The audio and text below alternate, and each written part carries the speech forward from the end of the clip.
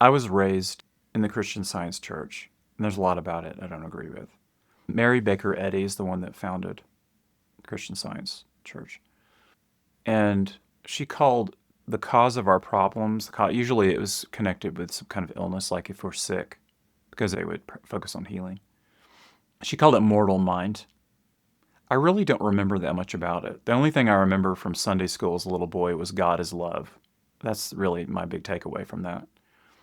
But what she called mortal mind, it's a mental state that at least apparently separates us from God. And that if we could see that and suspend that and surrender to this higher power. I was raised with the notion that God is not separate from us. And that's an important insight to start with. So if my experience of life is less than harmonious, then I'm the asshole. If I were having a painful experience as a result of a bad breakup, it's really easy to blame the other person. It was their fault. They did this, they did that. There's a part of me that's like, okay, what did I do?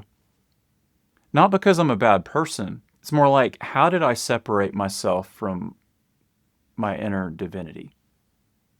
Because I'd been taught that. So there's a sense that, what am I believing in that's making me do things that lead to this outcome?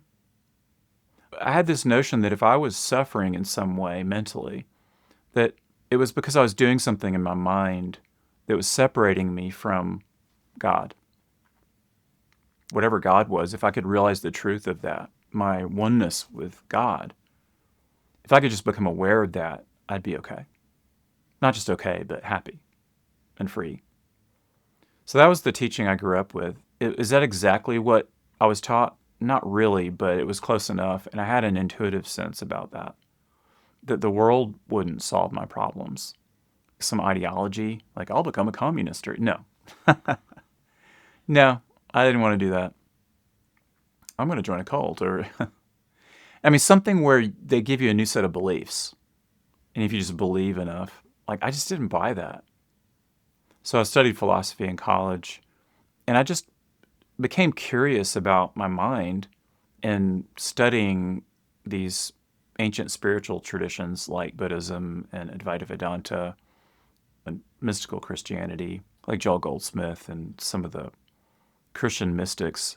There's, in a sense, an experience of divinity, like a blissful or a state of oneness that removed your problems. It became apparent. You became aware of truth.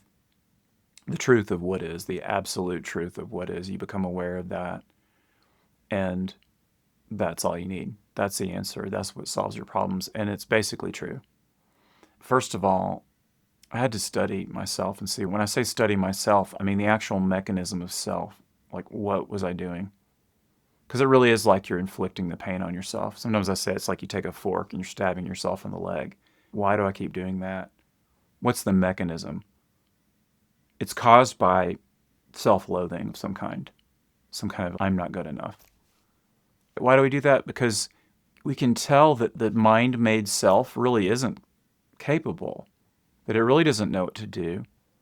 It's a crudely cobbled-together approximation of something that doesn't really work in the long term. There's a blindness to it. That saying, if the only tool you have is a hammer, everything starts looking like a nail. So whatever tool, whatever the self is configured as, it just looks at everything through that lens. And it's false, because thought can't capture reality. Our descriptions of reality are just descriptions. We confuse the reality for the description. I had to look at self and see what I was attaching to that was causing my suffering. I just had this intuition that I was doing it internally, and it wasn't anyone else's fault. And that's a tough pill to swallow, I think. It can be. But it's a liberating insight if you can just notice what you're doing. Just notice it without judgment. You don't need to judge. You're not bad. There's nothing wrong with you.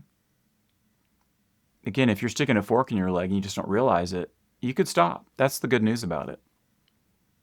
It's just, oh, I'd rather not do that. Okay, and you stop. But you have to notice what the mechanism is. The mechanism is judgment. It's saying what is shouldn't be, when it obviously is what it is.